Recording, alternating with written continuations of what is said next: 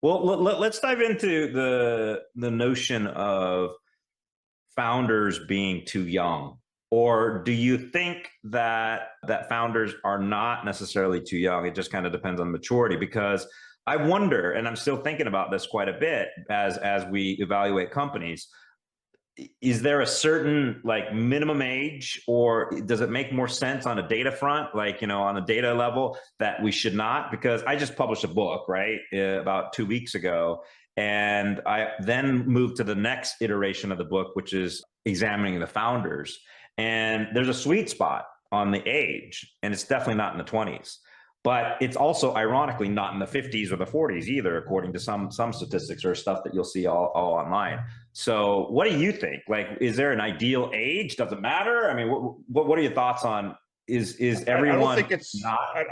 I don't think it's the age. I think it's the core competency and the capacity, right? I mean, yeah, some statistics say that, 40 plus is the best time to be a founder because you have the capital to bootstrap it, you have the connections from your career, you have the relationships from just your life so that you can get the introductions you need.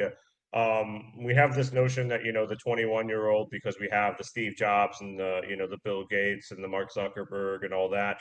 But those are like the outliers. They really are. That's why we know them. The vast majority of young founders, unless they come from a really good background, like they're not going to be able to bootstrap because they don't have any money, right? Or they're not going to be able to raise because they don't have any past success. It's like getting a job today. Entry level, no experience required except 5 years of experience, right?